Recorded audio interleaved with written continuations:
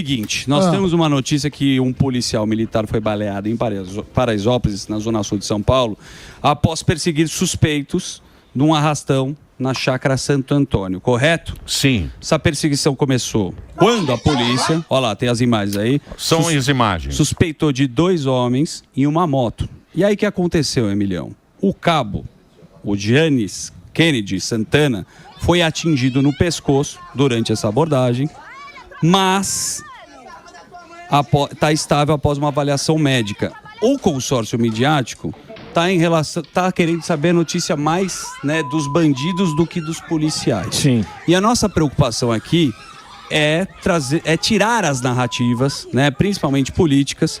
Por isso o Derrite está aqui para explicar o que está acontecendo nesse momento em Paraisópolis e com o policial. É certo? isso aí. Derrite, tá aí, Derrite? Obrigado, hein, Derrite? Cadê o Derrite?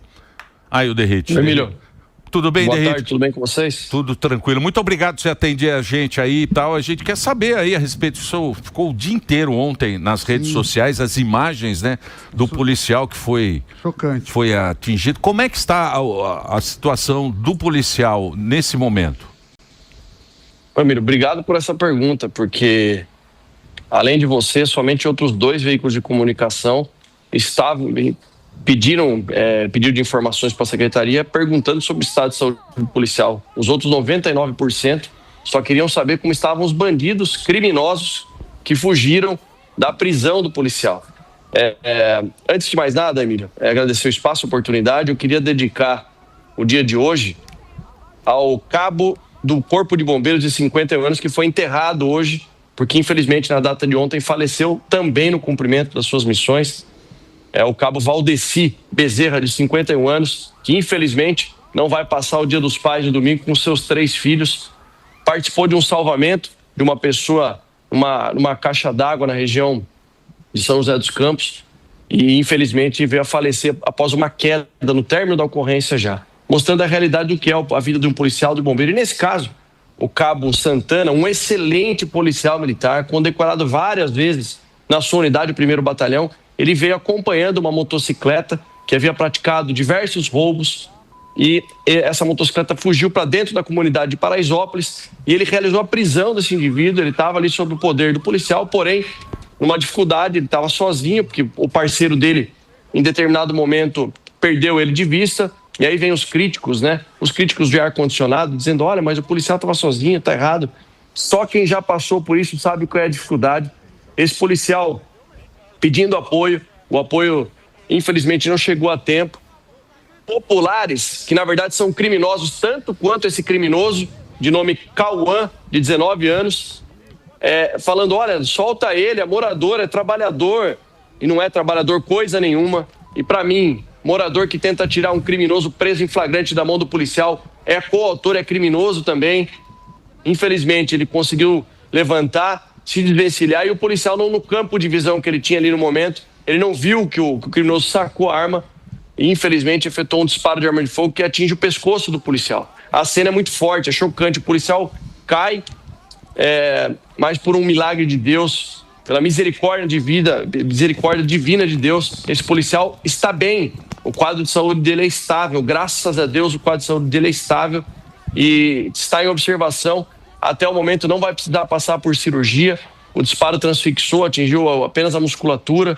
Então a gente está muito feliz. Agora o que revolta a gente são várias questões. Além dessa questão da imprensa, que infelizmente no Brasil a gente tem que conviver com isso. A boa parte da imprensa, ou até a maioria dela, enviesada, fazendo perguntas, como eu recebi aqui um pedido de informações. Eu vou ler para vocês. Recebemos informações de que um dos suspeitos envolvidos nos assaltos da região da Chácara Santo Antônio, que teriam fugido para Paraisópolis, na ação que resultou no disparo contra o cabo Santana, foi baleado por um policial militar durante a fuga. Vamos para as perguntas. Gostaria de saber qual o procedimento para essa ação. O que aconteceu com o suspeito baleado? A polícia prestou socorro ao suspeito baleado? Quando é possível saber o envolvimento desse baleado nos assaltos? Aguarde o retorno o mais breve ainda cobra, o mais breve. Não perguntou em momento algum o estado de saúde do nosso herói, um homem que arrisca a vida para defender a sociedade. E o que revolta também, outros 2 pontos. É uma, para mim, criminosa que tem que ser identificada o quanto antes também pelo Serviço de inteligência da polícia que fica a todo momento dizendo, olha, trabalhador, solta ele. E depois que o policial é baleado, ela ri na filmagem e fala, foge, foge. Então, estava ali participando junto da ação criminosa, no meu ponto de vista. O outro criminoso, de nome Gabriel, que subtrai a arma de fogo do policial, aparece no vídeo também.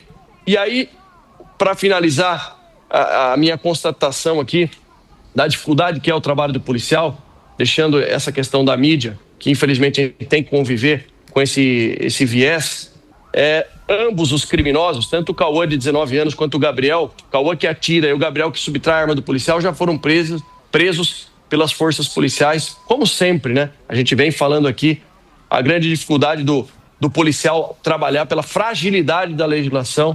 Infelizmente, nosso Congresso Nacional não aprova as mudanças necessárias para que a gente mantenha criminosos como esses que já cometeram roubo qualificado, extorsão, receptação, permanecessem presos. Mas nós já identificamos, qualificamos, sabemos quem são e o trabalho da polícia agora, claro, de imediato uma operação saturação por parte da Polícia Militar, que tem o objetivo de evitar que esses criminosos saiam dessa região e depois o trabalho da Polícia Civil em conjunto com a Polícia Militar para realizar a prisão o mais rápido possível, não só dos dois criminosos, que aí está de forma latente, cometeram crimes graves contra o policial, mas também desses que participaram dessa ação que facilitou a fuga desse criminoso que estava até então dominado pelo policial militar, que para mim, Emílio, volto a falar aqui para milhares de pessoas que nos assistem, é um verdadeiro herói, o Cabo Santana. Então quem está criticando, dizendo, olha, ele deveria ter feito isso, aquilo, muitos nunca passaram por uma situação dessa, não sabem o que é ser policial no Brasil,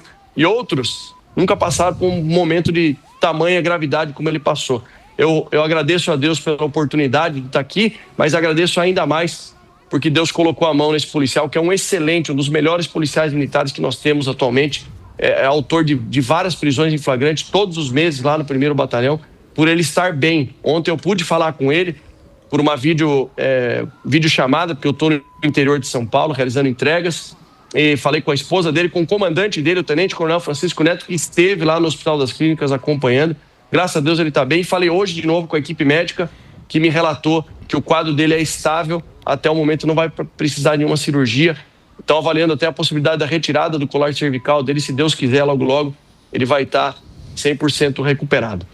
Então, quer dizer, ele abordou os caras em Paraisópolis, mas esses caras estavam eles estavam assaltando, né? Foi uma perseguição, quando ele chegou ali, que tem essa menina, essa voz que eu recebi, eu acredito que todo mundo recebeu esse vídeo, né? Sim. Essa voz essa menina que está gravando aí, ela mora aí em Paraisópolis. Que loucura isso aí.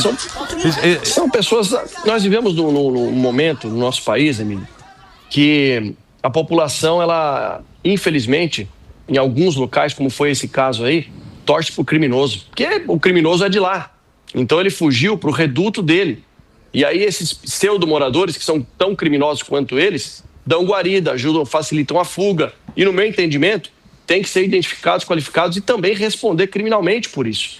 Agora, toda essa questão que envolve atuação criminosa, reincidência criminal, esse criminoso aí de nome Cauã, por exemplo, está envolvido no latrocínio, com a quadrilha que praticou o latrocínio do delegado Belarmino, que morreu recentemente. Inclusive a Polícia Civil fez um grande trabalho, prendeu os criminosos, mas ele tem envolvimento com essa quadrilha também.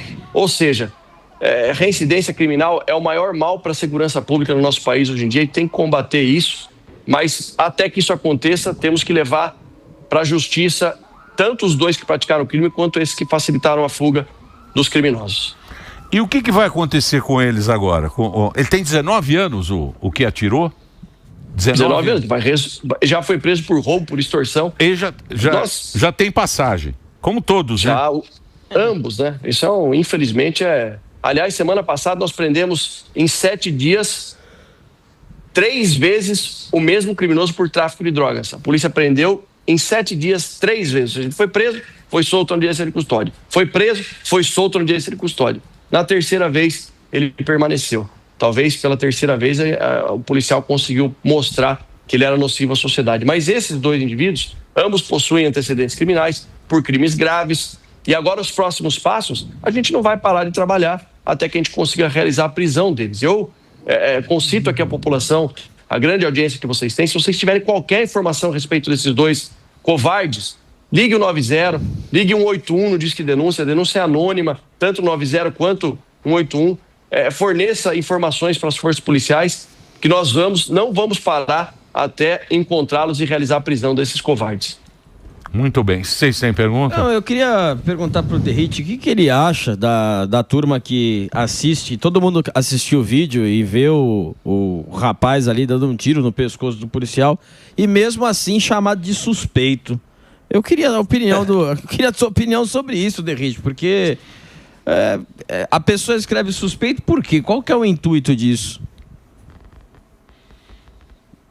Eu tenho que me controlar aqui para não falar às vezes o que eu penso, porque na condição de secretário de Estado, temporariamente eu não estou amparado pela imunidade parlamentar como deputado federal, que hoje em dia também, às vezes, não tá servindo para muita coisa, né? Não estão respeitando esse preceito constitucional. Mas, enfim, para mim o que eu posso dizer de uma pessoa que, será que num país civilizado, decente, onde o sistema de justiça criminal funciona, alguém da imprensa chama um criminoso que atira num representante do Estado fardado de suspeito ou de criminoso? É o ponto que nós chegamos. Hoje a gente muda esse cenário, essa narrativa que coloca o policial como bandido e o bandido como mocinho da história, ou vai ser difícil a gente reverter esse quadro. Eu luto diariamente contra isso, vocês sabem, e eu agradeço porque a gente ainda tem esses espaços como esse, que a gente pode falar a verdade, que a gente pode ser sincero e dizer que, sem dúvida alguma,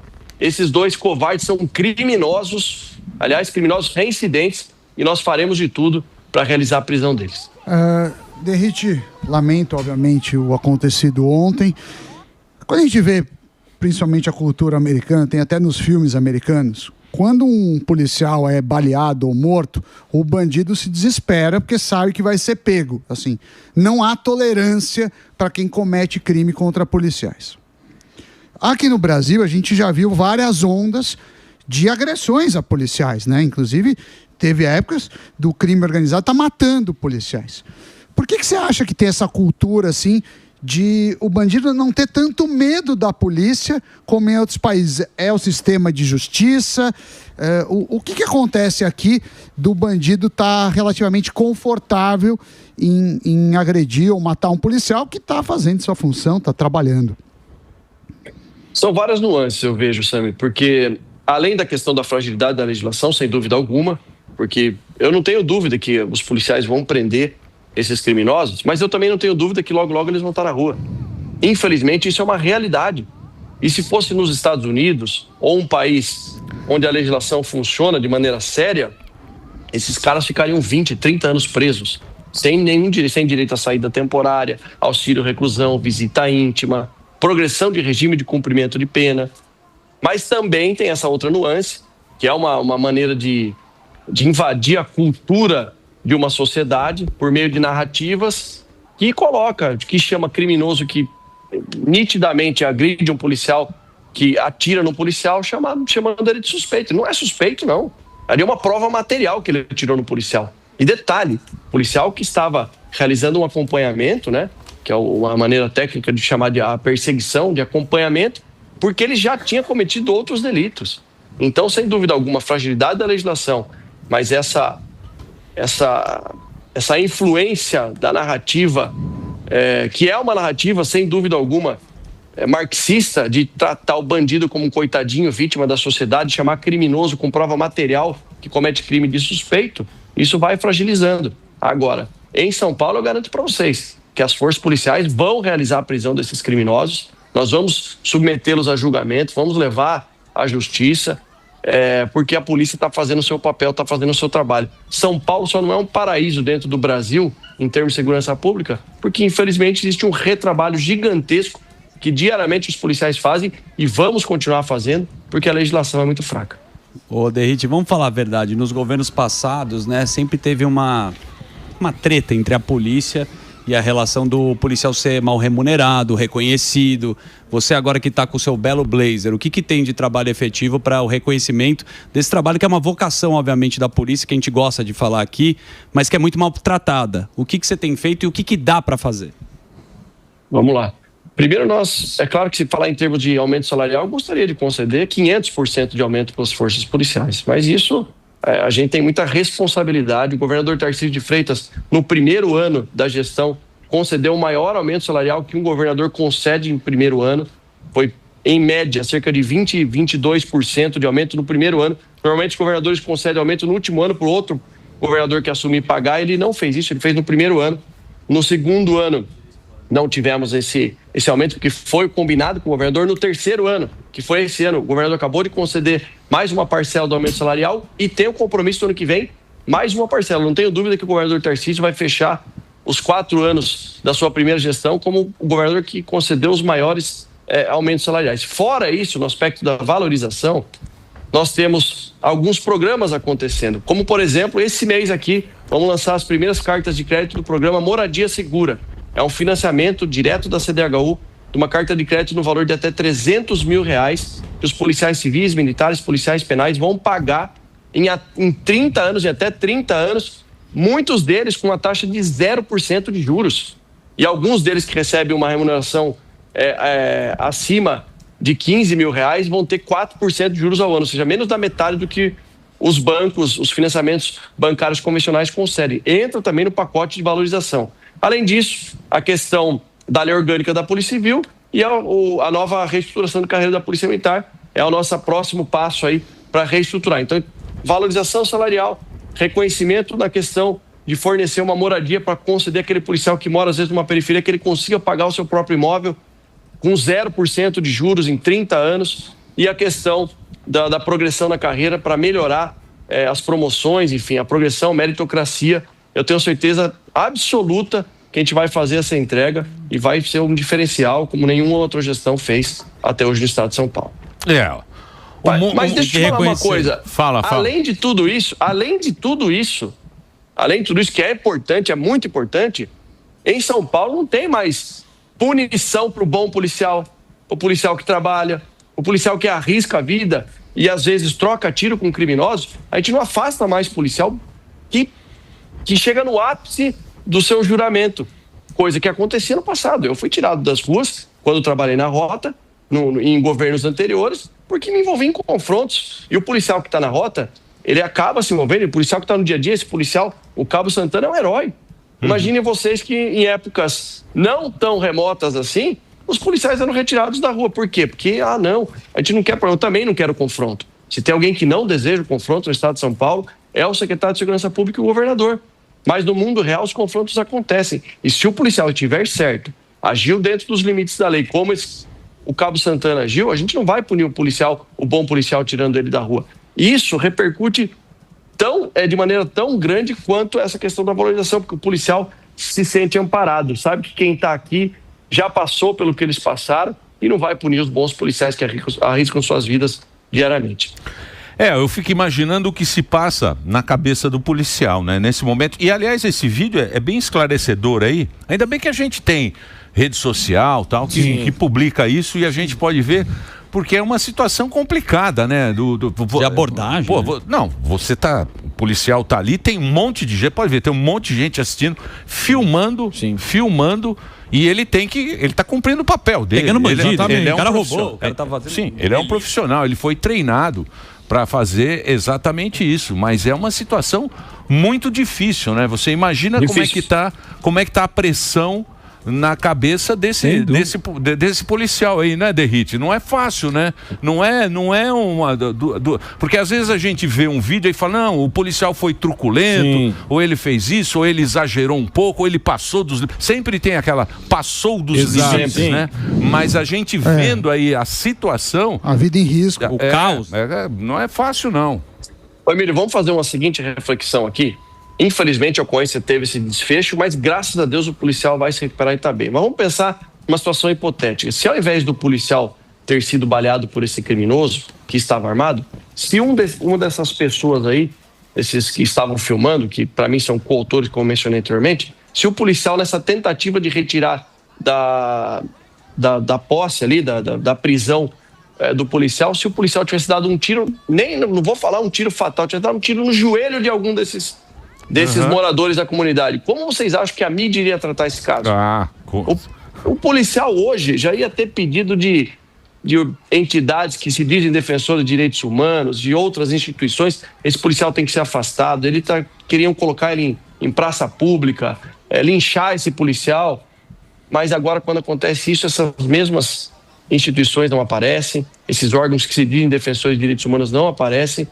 Mas é a realidade. Então, às vezes, também na cabeça do policial, o policial muitas vezes fica com receio de agir por conta dessa pressão pública que existe na atuação do policial. Não estou dizendo que o policial tem que sair atirando, ele tem que agir dentro dos limites da lei.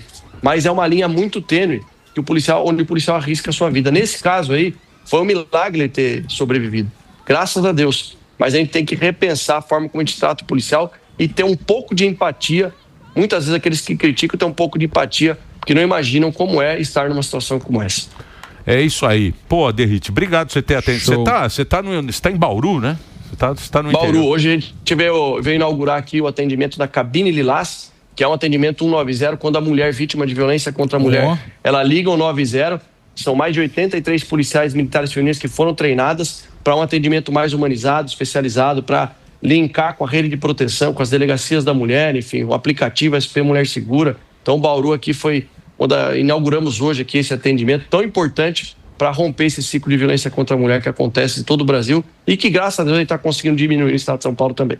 Boa. Obrigado, viu, Derrite, você ter atendido a gente. Sensacional. Ele tá com um compromisso. Ele falou, não, eu vou conversar com vocês e tal, porque esse assunto ontem ficou todo mundo comentando na internet e a gente ficou preocupado. Então, ele foi atingido no pescoço. Graças a Deus. Mas foi Deus, foi né? queima-roupa, tá falando. Né? Foi, a gente viu ali, Sim. né?